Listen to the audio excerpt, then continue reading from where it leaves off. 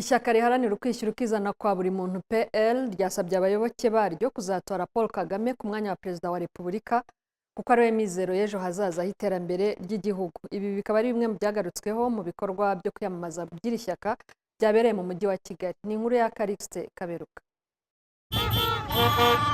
Ku munsi wa mbere w'ibikorwa byo kwiyamamaza ku ishyaka rya politike riharanira ukwishyira ukizana PL byatangijwe ahangaha mu mujyi wa Kigali, ariko mu kwinjira kwabo cyangwa se mu guseruka kw'iri shyaka morali yari nyinshi cyane, aho bagarukaga cyane ku ndirimbo z'umuryango wa RPF Inkotanyi zirata ndetse zikanasingiza ibigwi bya Perezida wa Repubulika Paul Kagame, bitewe n'uko mu kwezi kwa gatatu uyu mwaka iri shyaka ryemeje ko ku mukandida perezida bazashyigikira umukandida w'umuryango wa RPF Inkotanyi nyakubahwa Paul Kagame mu bikorwa by'amatora azaba mu kwezi kwa karindwi uyu mwaka.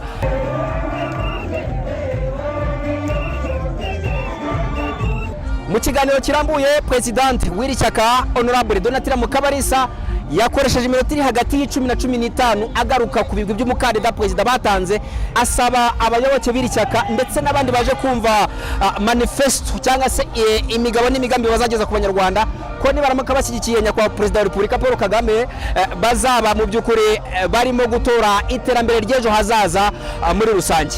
Iki gihugu cyacu cyari cyarasenyutse, urebye amateka yacu ntawatekerezaga ko gishobora kugera aho kigeze uyu munsi wa none, ariko kubera ibigwi bye, kubera imiyoborere ye myiza, kubera urukundo akunda igihugu cye n'abanyarwanda, yagize ukwitanga gukomeye cyane. Ariko icyo dushima cyane ni uburyo yashyize imbere imikoranire y'abanyarwanda bose, imikoranire y'imitwe ya politike, akaha buri munyarwanda urubuga rwo kugaragaza icyo yifuza.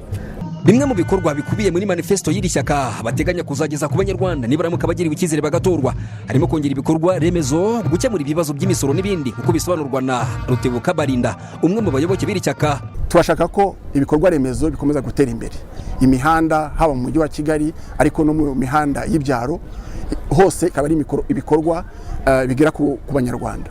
Tuzaharanira yuko abasora biyongera, gahunda zo kubasensibiliza cyangwa se kubakangurira gusora no gusora neza zinozwe nazo zibe nyinshi, bityo abantu bumve ko gusora ari inshingano zibanze. Nitugira abasora benshi umusoro tuzawugeraho utabaye umutwaro kuri bamwe basora. Bwitabiriye iri shyaka ryabonye ku munsi wa mbere ngo iratanga icyizere cy'uko bizagenda n'ahandi baziyamamariza hirya no hino mu gihugu. Kuri uyu wa mbere ishyaka riharanira ukwishyira ukizana kwa buri muntu PL rakomereza ibikorwa byo kwiyamamaza mu ntara y'Uburasirazuba. Karixte Kaberuka, mu mujyi wa Kigali.